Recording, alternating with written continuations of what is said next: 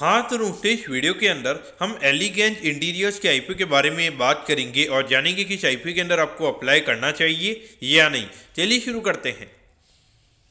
तो देखिए, सबसे पहले हम ये जानेंगे कि ये कंपनी क्या काम करती है। ये जो कंपनी है 96 में ये कंपनी स्टार्ट हुई है, यानी कि ऑलमोस्ट अगर हम बात करेंगे 29 ईयर्स ये कंपनी को स्टार्ट हुए हो चुके हैं। ठीक है, जो कंपनी यहाँ पे जो भी बड़े बड़े कॉर्पोरेट्स या फिर जो भी यहाँ पे लेबोरेटरीज वगैरह चलाने का काम करते हैं, और आजकल जो एयरपोर्ट में जितने भी लॉन्जेस वगैरह बनते हैं तो उनके रिगार्डिंग जो भी यहाँ पे इंटीरियर सॉल्यूशंस होते हैं तो वो ये कंपनी में प्रोवाइड करवाती हुई नजर आती है। अगर हम कंपनी के मेन बिजनेस मॉडल की अगर हम बात करेंगे तो जैसे जो भी यहाँ पे बड़ी बड़ी कंपनीज होती है तो उनके यहाँ पे नॉर्मली वो उनके जो टेंडर्स वगैरह होते हैं तो उनके अंदर ये कंपनी अप्लाई करने का काम करती है, और अगर इनका प्राइस भी अगर सबसे कम होता है तो वो ऑर्डर इनको मिल जाता है। लेकिन इसमें एक अच्छी बात ये होती है कि यहाँ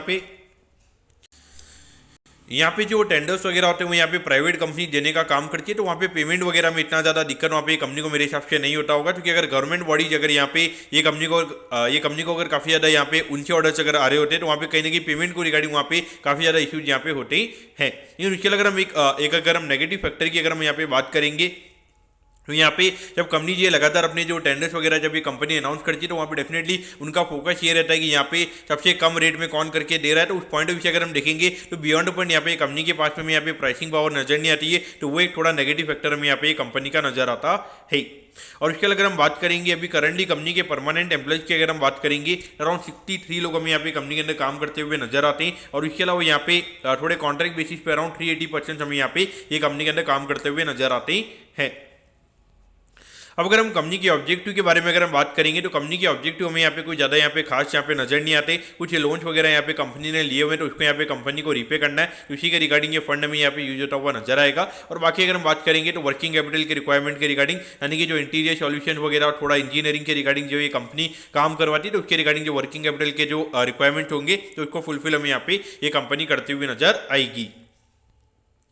अब अगर हम कंपनी के फाइनेंशियल्स के बारे में अगर हम बात करेंगे तो कंपनी के नंबर्स तो यहाँ पे काफ़ी अट्रैक्टिव हमें यहाँ पे नजर आते हैं। अगर हम 2022 में अगर हम देखेंगे तो 155 करोड़ के लगभग ये कंपनी का रेवेन्यू का नंबर था, फिर ये नंबर में बढ़ के लगभग 191 करोड़ के लगभग उठा हुआ नजर आया था, और पिछले फाइनेंशियल ईयर में अगर हम बात करेंगे तो 223 करोड़ के लगभग ये नंबर हमें यहाँ पे नजर आता है। तो देखा जाए तो 3 साल के नंबर्स के हिसाब से अगर हम बात करेंगे तो ग्रोथ के नंबर हमें यहाँ पे कंपनी के अच्छे नजर आते हैं। अभी 6 महीने में अगर हम देखेंगे तो एकदम से यहाँ पे कंपनी में 192 करोड़ के लगभग का रेवेन्यू का नंबर यहाँ पे कंपनी ने दिखाया है, जो कि यहाँ पे मार्केट में लोगों को इंडिकेट करेगा कि अराउंड यहाँ पे 380 करोड़ के लगभग का एनुअल रेवेन्यू यहाँ पे कंपनी का हो सकता है। लेकिन जो मुझे लगता है कि कहने के थोड़ा ये इतना पॉसिबल नहीं है, क्योंकि एकदम से 223 करोड़ से यहाँ पे 380 करोड़ के लगभग ऑलमोस्ट अगर हम देखेंगे 160 करोड़, यानी कि ऑलमोस्ट 60-70% का ग्रोथ एकदम से एक साल में आना काफ़ी ज़्यादा मुश्किल यहाँ पे मुझे लगता है पर्टिकुलरली इतना ज़्यादा पॉसिबल यहाँ पे नहीं है। क्योंकि अगर हम पिछले 3 साल की अगर हम ग्रोथ ट्रेजेक्ट्री की अगर हम बात करेंगे तो वहाँ पे कंपनी लगभग 15-20% से हमें यहाँ पे ग्रोथ भी नजर आ रही है, तो वहाँ से एकदम से 60-70% की ग्रोथ करना वो मुझे लगता है कि इतना ज़्यादा आसान नहीं होता है। और खास करके आईपीओ से पहले अगर एकदम से इतनी ज़्यादा ग्रोथ अगर हमें देखने को मिलती है तो वहाँ पे हमें काफ़ी ज़्यादा कॉशियस वहाँ पे रहना चाहिए। अगर हम प्रॉफिटेबिलिटी की बात करेंगे तो 5 करोड़ 9 लाख से हमें ये नंबर 12 करोड़ 21 लाख के लगभग यहाँ पे होता हुआ नजर आया है,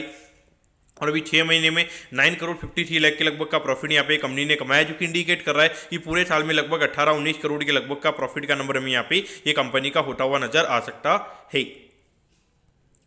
अब अगर हम यहाँ पर आईपीओ के डिटेल्स के बारे में अगर हम बात करेंगे तो देखिए 7 फरवरी को ये आईपीओ में स्टार्ट होता हुआ नजर आएगा और 11 फरवरी को ये आईपीओ में क्लोज होता हुआ नजर आएगा। अगर हम यहाँ पे प्राइस बैंड के बारे में अगर हम बात करेंगे तो 130 के कट ऑफ प्राइस पे कंपनी में शेयर देती हुई नजर आ रही है, और 1000 शेयर का लॉट से जब यहाँ पे कंपनी का नजर आता है, यानी कि एक लॉट को अप्लाई करने के लिए 1,30,000 रुपये यहाँ पर आपको लगने वाली है। अगर हम आईपीओ के इशू साइज की अगर हम बात करेंगे तो आईपीओ थोड़ा हमें यहाँ पे एसएमई के हिसाब से थोड़ा बड़ा आईपीओ हमें यहाँ पे नजर आता है, लगभग 78 करोड़ 7 लाख के लगभग का आईपीओ का इशू साइज हमें यहाँ पे नजर आता है, और ये पूरा पैसा कंपनी के पास में जाता हुआ नजर आएगा। और इसमें अगर हम रिटेल कोटा की अगर हम बात करेंगे तो अराउंड 35% के लगभग यहाँ पे कंपनी का रिटेल कोटा में यहाँ पे नजर आता है, यानी कि ऑलमोस्ट 27-28 करोड़ के लगभग का रिटेल कोटा में यहाँ पे कंपनी का नजर आता है।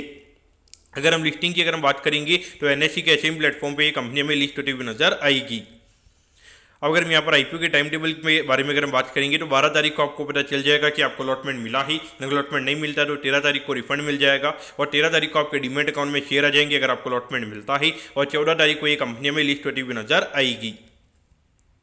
अब अगर हम यहाँ पे वैल्यूएशन के पैरामीटर्स की अगर हम बात करेंगे तो देखिए ऑलमोस्ट यहाँ पे 293 करोड़ के मार्केट कैप पे कंपनी का ये आईपीओ में आता हुआ नजर आ रहा है। तो अभी ये जो 18-19 करोड़ की ये साल की जो हमें अर्निंग नजर आती है तो उसके हिसाब से लगभग 16-17 के पी रेशियो पे ये कंपनी का आईपीओ में आता हुआ नजर आ रहा है। देखिए ग्रोथ वाइज अगर हम बात करेंगे तो कंपनी के ग्रोथ के नंबर्स हमें यहाँ पे कंपनी के अच्छे नजर आते हैं, लेकिन अगर हम कंपनी के बिजनेस मॉडल की अगर हम बात करेंगे तो यहाँ पे L1 टाइप की कंपनी में यहाँ पे नजर आती है, यानी कि अगर ये कंपनी सबसे कम रेट पे अगर काम करके देगी, अच्छा काम करके देगी तो उसके हिसाब से कंपनी का बिजनेस हमें ग्रोथ हुआ नजर आएगा। अब बियॉन्ड पॉइंट मुझे नहीं लगता कि लॉन्ग टर्म में यहाँ पे 20 से ज़्यादा का पी रेशियो ये कंपनी को मिलता हुआ नजर आएगा, क्योंकि अगर कोई प्राइसिंग पावर नहीं है तो वहाँ पे चांसेस कम रहते हैं। लेकिन हाँ, अगर ग्रोथ फैक्टर्स अगर कंपनी के काफ़ी अच्छे रहेंगे तो वहाँ पे हो सकता है कि एक बार शॉर्ट टर्म के हिसाब से 25-26 के लगभग का पी रेशियो कंपनी को हमें मिलता हुआ नजर आ सकता है। अब यहाँ पर आपको क्या करना चाहिए, तो मुझे लगता है कि यहाँ पर आईपीओ थोड़ा वेल मैनेज रहेगा। अगर कंपनी के हिसाब से अगर हम देखेंगे थोड़ी कंपनी में यहाँ पे अच्छी नजर आती है,